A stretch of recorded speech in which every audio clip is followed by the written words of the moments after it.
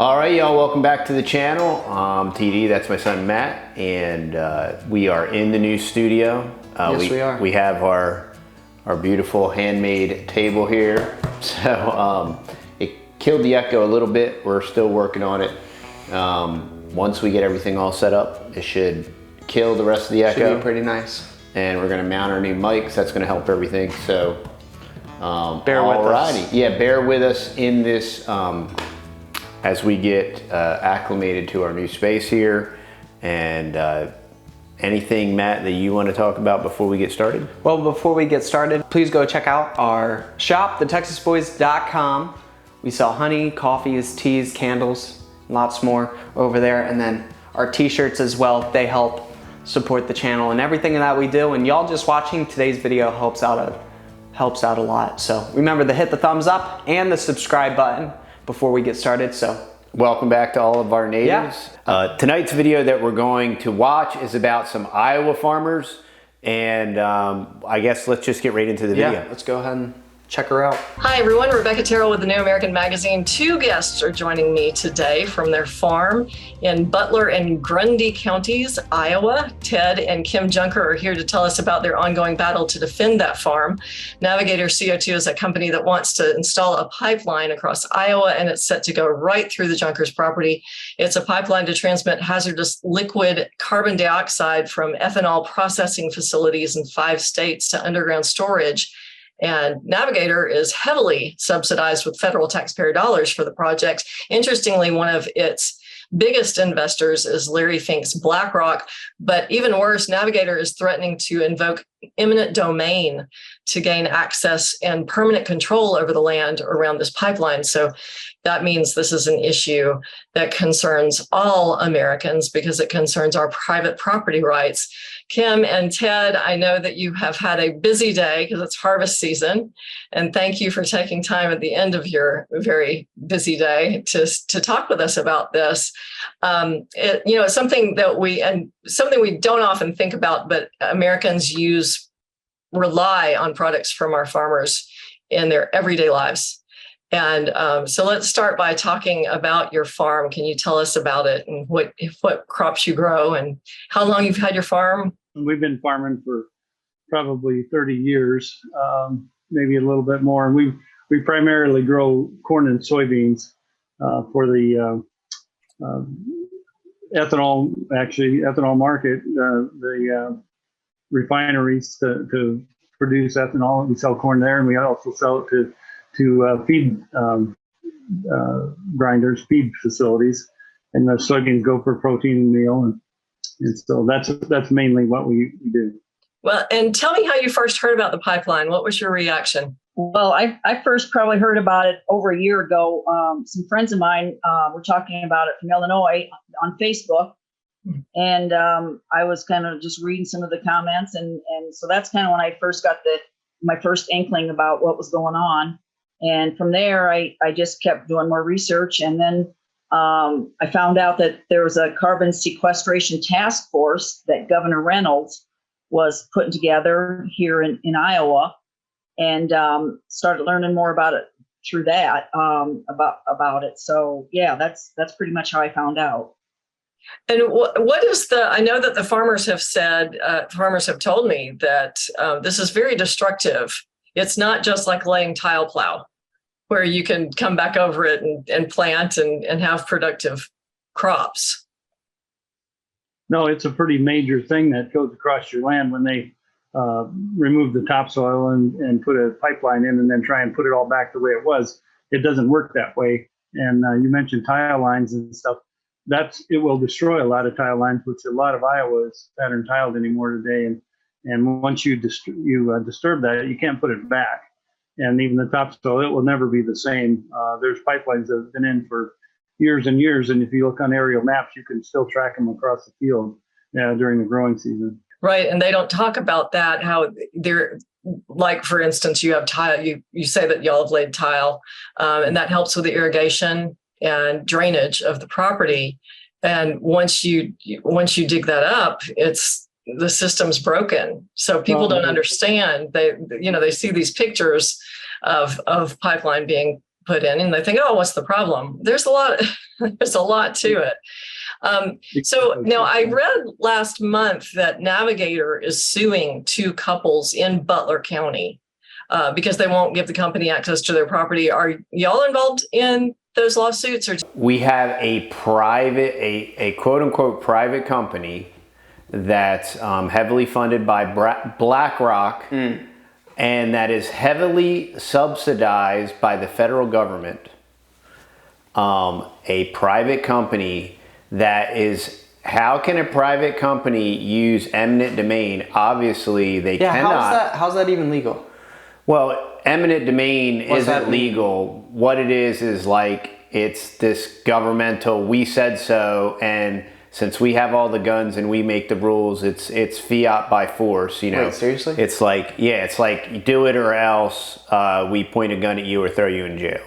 Oh, so that's what eminent domain is. The people that are having this pipeline put in through their property against their will, they don't even have they don't get any benefits? No, it's for the greater good. Yeah, they'll subsidize them in some way. Maybe. If they take it with eminent domain, they don't have to pay them. They don't get with eminent domain, they may or may not have to pay them. Trump did this in Atlantic City, and he stole a lot of poor people's properties, and they used eminent domain. And then the valuation of their properties, they were devalued, so they paid them below the current market rate. So they reimburse them, but it's never at a fair market value, because if it was, they wouldn't have to use the kind of leverage tactics unless people were just absolutely refusing to move. This is like totally illegal, what they're doing, right? Like just running pipelines through somebody's property against their will. Yeah, right. I mean, that's the way the federal government does everything, you know. And this is a private company doing it, and they're like, "What's the big deal? It's not going to hurt anything," and it's absolutely, obviously, going to hurt stuff. You're going to be on other people's property. Yeah, you're going to be, you know, these people have developed their farm over 30 years, and they're going to come and root it all up and supposedly put it back together, and it just never works out that way. And you know, what is it again that's going through the pipeline? Some kind of CO2 sequestration. Yeah, okay, so this is like super toxic stuff. Yeah. And what happens when there's a leak and everything on your property? Yeah, you suffer the consequences of it. I mean, that's the whole entire thing is terrible. Yeah, maybe one day we'll be flowing through the pipeline. Yeah, that'll be great. Those lawsuits, or do you know who is? Do you know anything about those? I know both parties that are involved in the lawsuit. And so, and I've talked to them, and I know who they are, and so we're just kind of waiting to see. You know, I guess Navigator now has put a continuance on those lawsuits.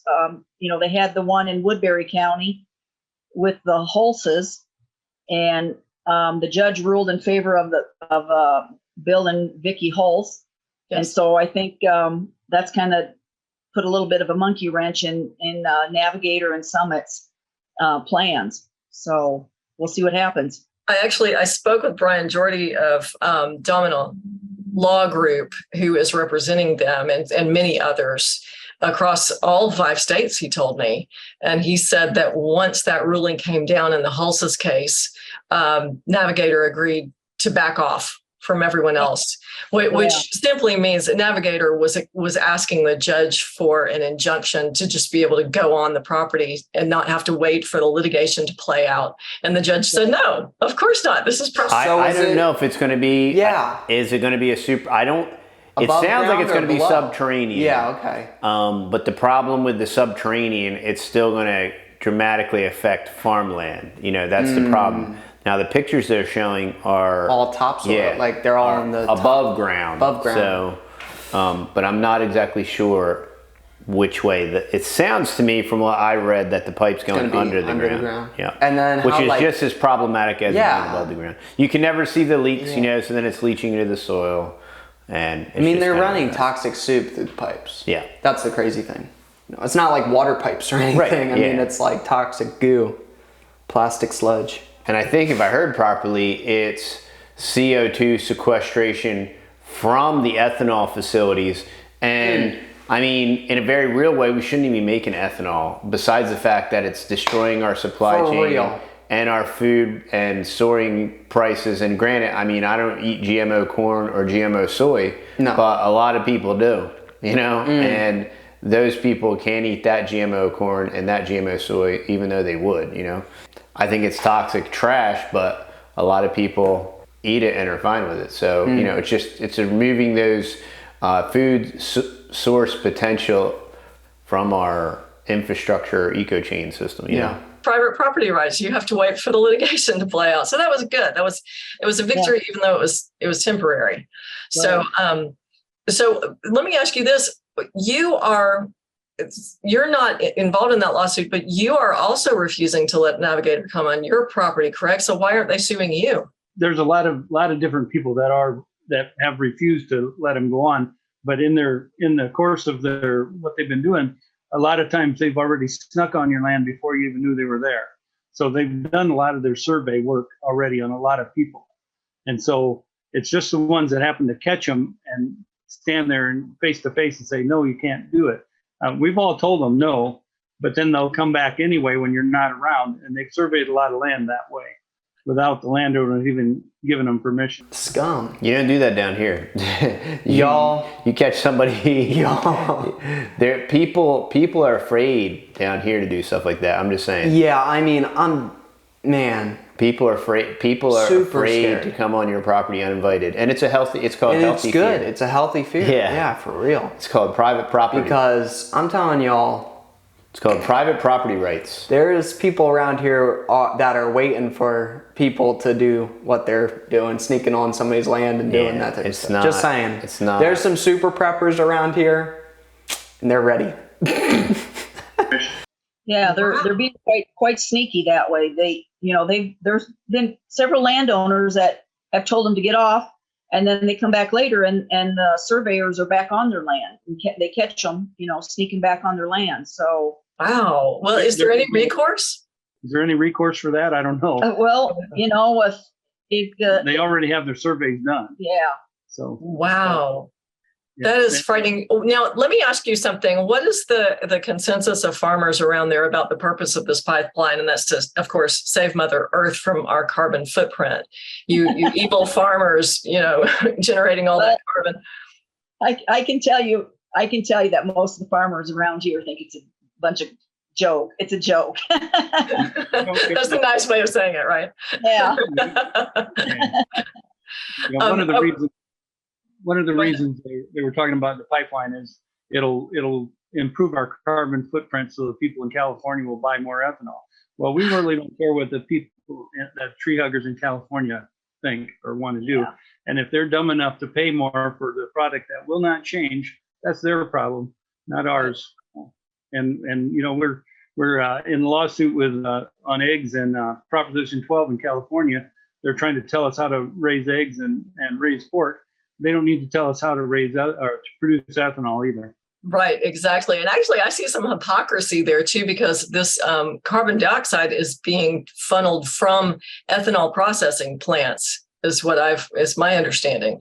And I think it's very funny that would be such a carbon intensive process, because it's supposed to be kind to Mother Earth. But are people aware of safety issues too? Let's talk about the safety issues with these pipelines. There's been a lot of discussion on that. There's been a lot of talk about, a lot of people know about what happened in Satartia, Mississippi with the pipeline rupture there. Yeah. And people got sick, and so a lot of information has been put out there about that, about the dangers and stuff like that with these pipelines. So I think people are aware of what's going on. It's a big concern because none of our local volunteer fire departments have any idea how to handle anything like that should something happen. They don't have the equipment or the knowledge on what to do. Or the training. Yeah. Are they able to speak for you in any public comment periods about this with the Iowa Utilities Board? As far as like the EMS and the firefighters. Right. That would be, I think, vital information. Yeah. I think there has been, people that have been speaking out about it, and so I think that's, yeah. There's a lot of communities and supervisors from county supervisors that have filed objections and comments to the Iowa Utilities Board too on the pipeline and their concerns. Yeah, and I don't know if you knew this or not, but 44 counties out of the 56 that are affected by these pipelines have filed in Iowa have filed objections with the Iowa Utilities Board. That's 44 good. counties. That's good. That's amazing. But and that should really tell you, right, just not in numbers alone. That's awesome. Yeah, so there you go. The state, none of these counties want this thing. None of them. And this corporation is going to foist itself upon the state and the community. Scum. It's going to sequester land that is not theirs, to put this pipeline across it and disturb usable, arable farmland that's currently being used to create food and supply chain infrastructure. And it's incredible. I mean, I know everybody always wants to say, oh, you're a conspiracy theorist and everything. I mean, it's not a conspiracy. When you just see that all of these, it's just another tablespoon of water out of the lake, and when you have millions and millions and millions of tablespoons out of the pond dries up. It's just like, it's the slow erosion. And it's not just where the pipeline is where it's going to disturb the soil. It's all the trucks and everything that's going to go onto their property to lay the thing down with the cranes and the big old trucks and trailers that are going to be, it's going to be major construction. So it's not just going to be like, oh, whatever, a tiny little 20 feet wide path where the pipe, no, it's going to be several hundred feet if I had to believe, because just imagine all the trucks and everything that are going to be there trying to assemble all the pipe and dig in excavators, dig in the whole trenches. Yeah, and everything. it's the violation of personal property, of private property, of property rights, property value. Hey, what happens to their property value when this big old pipe goes across it? Down. I mean, way down. Yeah, it's plummets. It's an attack on everybody's private life, property. It's attack on the sovereignty even of this couple, their property, their counties, the state. I mean, if the majority of these counties in the state are against it, it's just an attack on county sovereignty, it's an attack on state sovereignty, but it's heavily federally funded, and it's obviously there's lobby and all these other things involved in this I'm sure it's some multinational conglomerate or it's a subsidiary, it's always the same thing. BlackRock, it's the usual suspects. It's incredible. And the thing is like, okay, we're going to start this pipeline project. Let's go ahead and call ahead and see who's going to be okay with us running this toxic goo pipe through their property.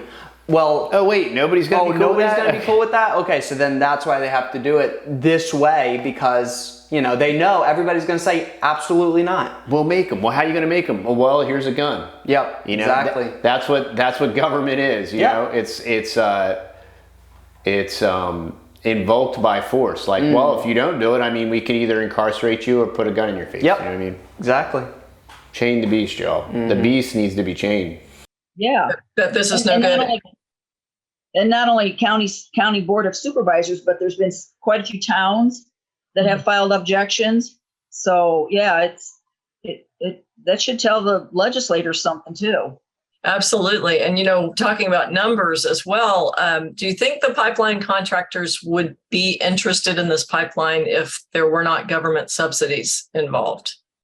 No. Some of the informational meetings, the people in the audience have come right out and asked, like Navigator, would you be building it if it wasn't for the subsidies? They give a rather long answer, but the short answer is no, they would not.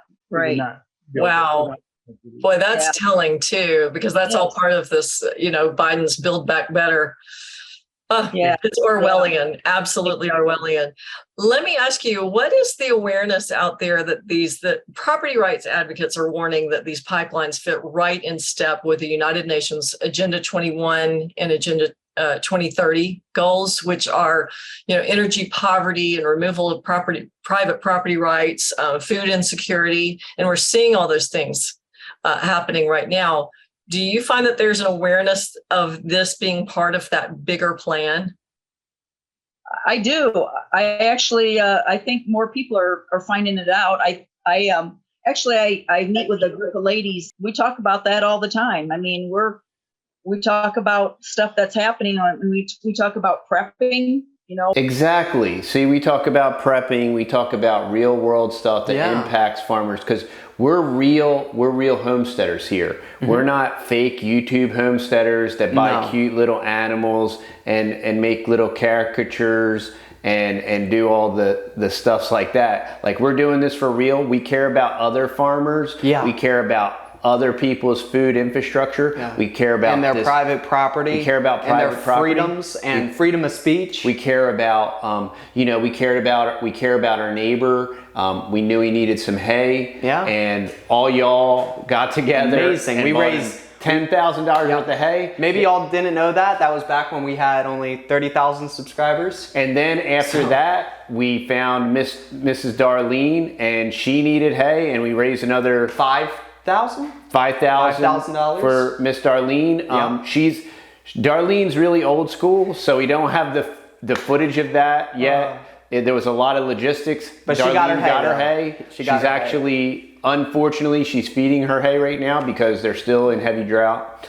And Darlene is trying to get us some footage of a thank you, so y'all are going to get to see that if we can.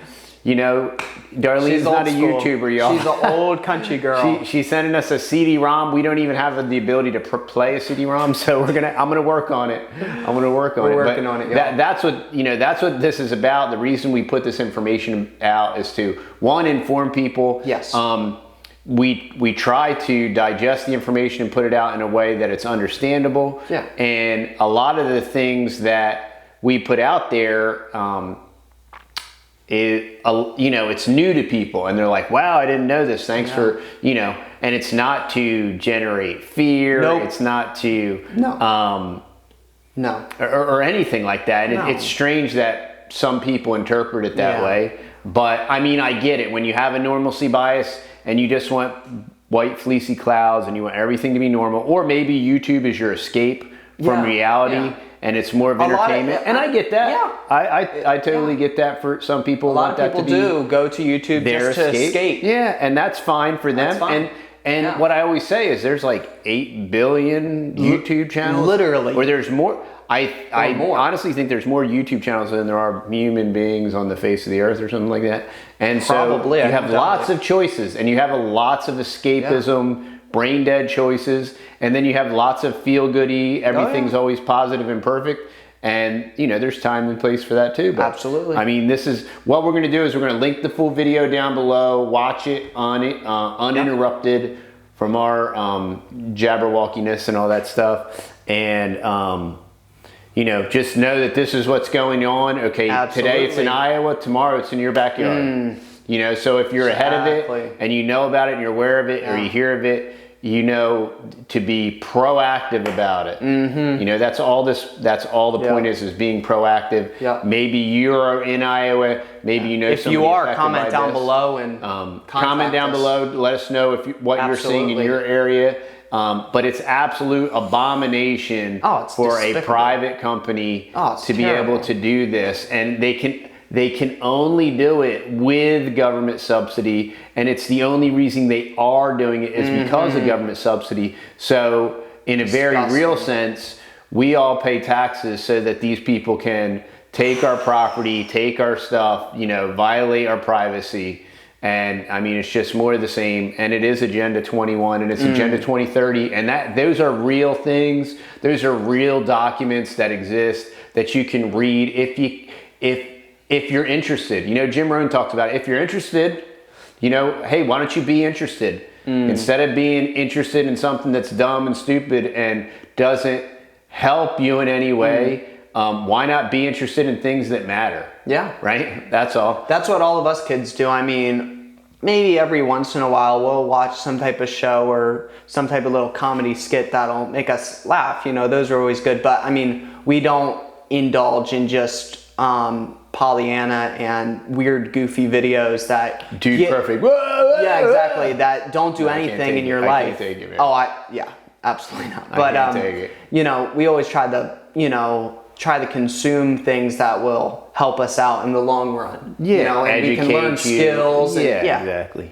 Hopefully you would consider subscribing to the channel. We try to put out some good, helpful content for y'all. Homesteading content on top of this type of news type content, just to keep y'all aware of things, because we all know out there's a million things happening in the world, and some things like this, you're like, man, I'm so glad I was able to tune on to the Texas Boys, and now I actually know that this is happening up in Iowa. I did not know this was happening up in Iowa, and if Dad wouldn't have showed me this video, I don't know if I would have known. So, you know, all this stuff, you know, it helps out if we all start talking about it, you know? Yeah, this affects the cost of goods. Everything. This affects all supply chain. This is affecting fuel prices, fuel availability. I mean, this has massive impacts, and it's harassing and haranguing private citizens.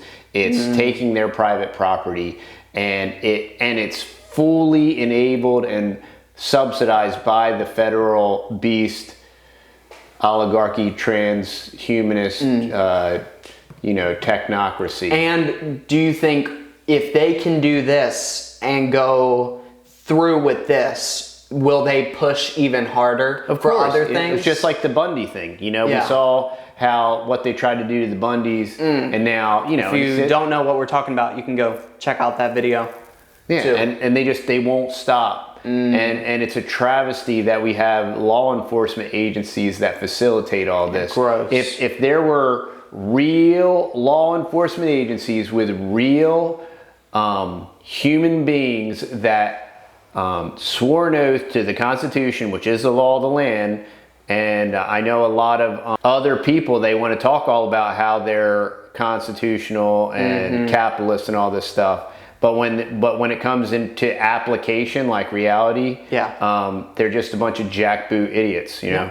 And it's the same thing with these law enforcement officers that facilitate all this, because the whole thing is like, no, you're not going to come on my private property, right? I own this property. Well, yep, I'll be back with some guy with a gun, and he'll have some type of badge, and he's going to either cuff you or stick his gun in your face, and then you're going to do what I tell you to do. That is tyranny. That is unlawful, and unlawful authority is de facto. Oh, well, you don't have to like protect your property or anything. You're outside your jurisdiction. You don't need, you know, pew-pews or anything like that, because, you know, it's all Pollyanna and these crazy people that think they need to like protect their property and their goods and stuff. That, I mean, I understand like having like preparing a little bit or whatever with some food storage, but not protect. Why would you ever have to protect your property from the government? Never. Yeah, never. Not There's our government. There's never been any governments. None of them at all. So it's just more of the same, y'all. So we just wanted to put it out there, and we really appreciate y'all watching along. And another thing is we like to joke and we like to laugh about this stuff. It's very serious, but yeah, it's very serious. You got it. You can't take yourself too serious, y'all. You got to laugh sometimes. You got to smile. Yeah. You gotta look at it as in a light manner, or you'll get overwhelmed. Yeah, definitely. So thank y'all so much for watching today's video. Please consider subscribing. Remember to hit the notification bell, and we'll see y'all later. Bye-bye. See y'all.